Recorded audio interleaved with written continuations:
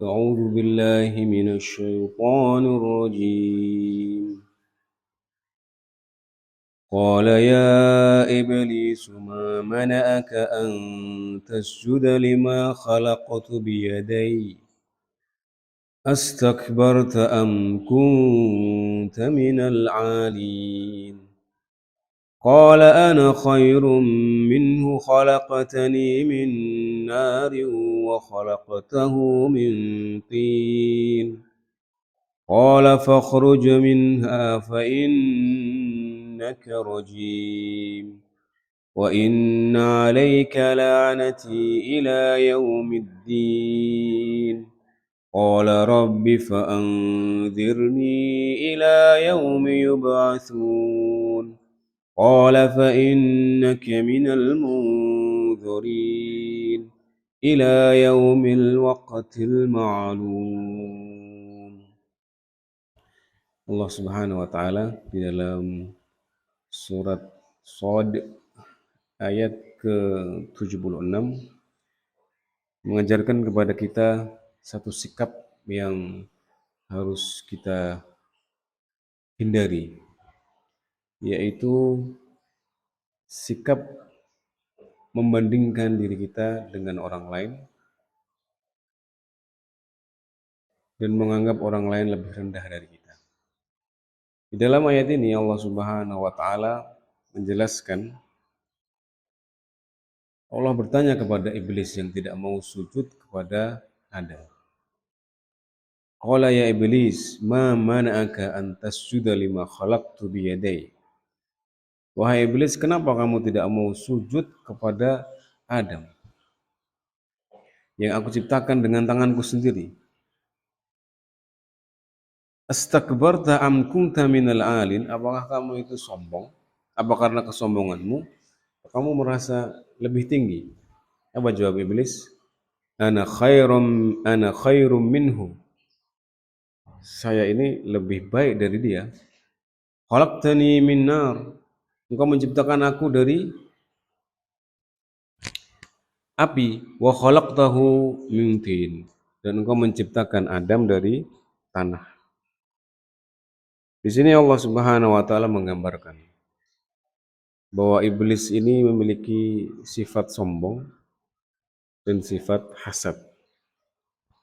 Di mana di dalam kisah iblis ini memang diciptakan lebih dahulu sebelum Adam. Bahkan iblis ini dijadikan sebagai pemimpin di dalam beribadah dan mengabdi kepada Allah Subhanahu wa taala. Kemudian Allah Subhanahu wa taala memberitahu iblis dan para malaikat bahwa Allah akan menciptakan sebuah makhluk yang akan menjadi pemimpin, yang akan menjadi makhluk yang terbaik, yang akan ditempatkan di bumi. Dan malaikat, iblis semua harus sujud kepada Adam. Karena iblis ini merasa lebih baik, iblis ini merasa terbuat dari api, sedangkan Adam terbuat dari tanah, debu. Dia merasa bahwa dirinya lebih baik, maka dia tidak mau bersujud. Dan sikap ini merasa lebih tinggi, membandingkan dirinya dengan Adam, bahwa dirinya ini lebih lama mengabdi. Kemudian Adam datang baru-baru saja. Ini yang membuat dia merasa tidak perlu untuk taat kepada Allah Subhanahu wa taala. Kenapa saya disuruh sujud? Padahal saya ini kan lebih lama mengabdi. Saya ini lebih baik diciptakan dari api. Sifat seperti ini, sifat iblis ini akan terus dibawa dan didengung-dengungkan, dibisikkan iblis kepada manusia. Suka membandingkan dirinya dengan orang lain. Apabila ada orang lain yang merasa atau ada orang lain yang mendapatkan sebuah jabatan atau sebuah kenikmatan atau sebuah rezeki,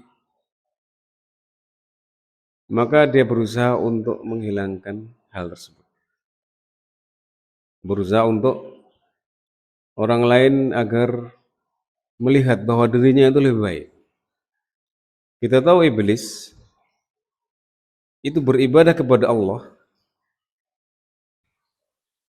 dia ingin diakui oleh Allah Subhanahu wa taala bahwa sebagai makhluk yang terbaik, tapi juga ingin diakui oleh makhluk yang lainnya. Jadi dia ingin pengakuan dari makhluk ini yang dia lebih cintai selain pengakuan dari Allah Subhanahu wa taala. Padahal yang diharapkan oleh Allah Subhanahu wa taala itu adalah kita menginginkan pengakuan hanya dari Allah. Ridho dari Allah Subhanahu wa taala. Tidak perlu mencari ridhonya makhluk. Dan iblis ini akan selalu mengajak manusia, la'ughwiyannahum ajma'in.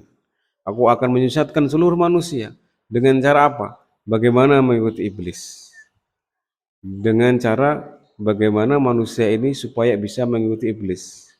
Manusia bagaimana caranya supaya mereka itu memiliki keinginan, memiliki hasrat ingin diakui manusia, ingin diakui paling kaya, ingin diakui paling berilmu, ingin diakui paling alim, ingin diakui paling terhormat, ingin diakui oleh manusia paling cantik, paling gagah, dan menganggap orang lain adalah lebih rendah darinya, lebih jelek darinya,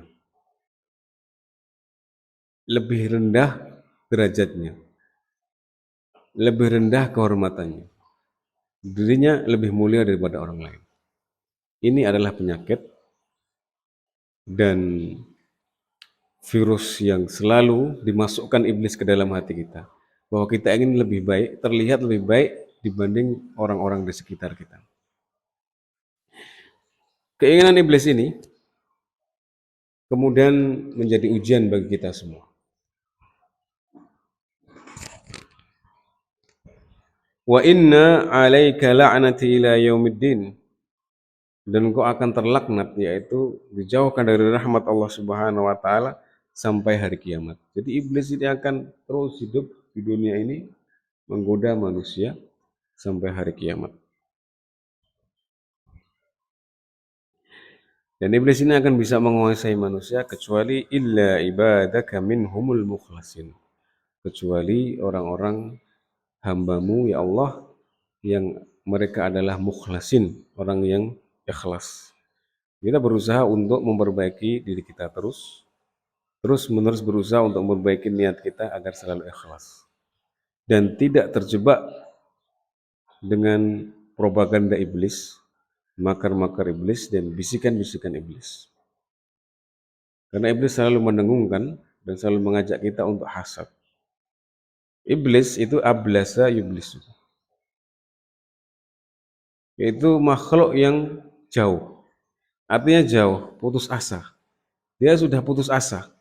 Dia merasa tidak akan bisa mendapatkan ridha Allah Subhanahu wa taala. Maka dia sekalian karena dia sudah disesatkan, dia merasa bahkan menyalahkan Allah Subhanahu wa taala, la'ughwiyannahum ajma'in. Saya akan menyesatkan mereka. Iblis ini merasa sudah dibuat sesat, dibuat makhluk yang jahat, maka sekalian saya akan mencari bala, tentara, teman dari jin dan manusia untuk sekalian sesat dan bersama-sama masuk neraka. Iblis ini akan berjanji kepada manusia dengan janji-janji yang manis, bisikan-bisikan yang manis. Kemudian ketika di akhirat manusia yang mengikuti iblis, mengikuti setan diadili, mereka minta pertanggungjawaban kepada iblis. Kenapa engkau menyesatkan kami iblis? Iblis menjawab, fala talumanna illa walumu anfusakum. Janganlah engkau mencelaku, celalah diri kalian sendiri. Jadi iblis tidak mau disalahkan. Saya ini hanya mengajak kamu yang mengikuti, maka jangan menyalahkan saya. Ini adalah iblis yang ingkar janji, mengkhianati. Maka Allah Subhanahu wa taala mengingatkan kita terus-menerus, innahu aduwwum mubin. Sesungguhnya setan itu musuh kalian yang paling nyata. Musuh yang nyata. Dia tidak akan menginginkan manfaat kebaikan untuk dirimu, tapi dia menginginkan kejelekan untuk dirimu.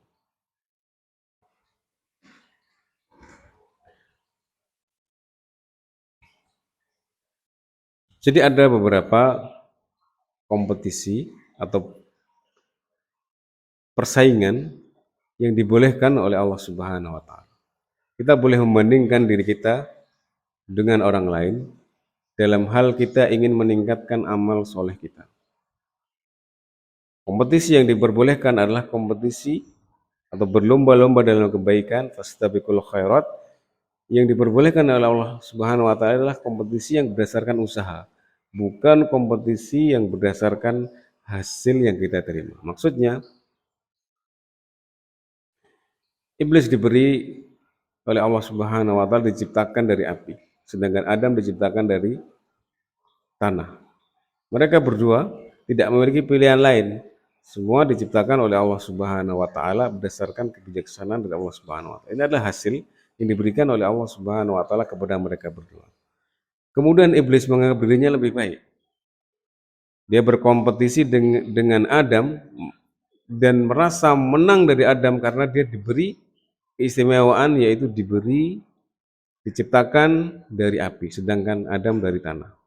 Ini adalah kompetisi berdasarkan hasil yang tidak baik. Adapun kompetisi yang baik adalah berlomba-lomba dalam kebaikan berdasarkan amal dan usaha kita. Karena Allah Subhanahu wa taala akan membalas kita berdasarkan usaha dan upaya yang kita lakukan di dunia ini, tidak berdasarkan hasil. Sebagian orang menilai, bahkan kebanyakan kita menilai orang lain berdasarkan hasilnya.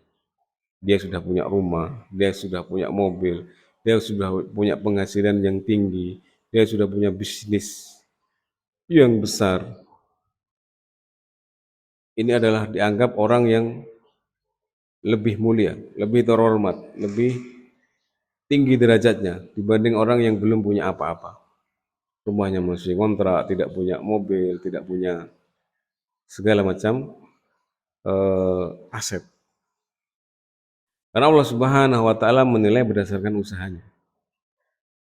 Ada orang yang tiap hari bekerja dengan tulus, semaksimal mungkin dia mengeluarkan potensinya, semaksimal mungkin dia mengeluarkan usahanya, tapi tetap saja tidak diberi hasil yang melebihi orang yang kaya. Ini Allah Subhanahu wa taala akan melihat berdasarkan hasil. Di akhirat yang berdasarkan usaha, tidak berdasarkan hasil. Di akhirat yang dilihat oleh Allah Subhanahu wa taala adalah usahanya. Ada orang yang tidak berusaha, tidak bekerja, kerjanya sedikit tapi mendapatkan hasil banyak. Itu di akhirat lebih rendah dibanding orang yang di dunia ini banyak usahanya. Usahanya lebih keras, usahanya lebih serius, walaupun hasilnya sangat sedikit. Inilah yang menjadi pelajaran bagi kita, bahwa kita tidak boleh mengikuti sikap yang dilakukan, yang dimiliki oleh iblis, yaitu merasa bahwa dirinya lebih baik dari orang lain berdasarkan apa yang diberikan oleh Allah Subhanahu wa taala. Dan kita diperintahkan oleh Allah Subhanahu wa taala bersifat qanaah, selalu merasa bersyukur terhadap apa yang diberikan oleh Allah kepada kita, baik berupa fisik, berupa harta, berupa kehormatan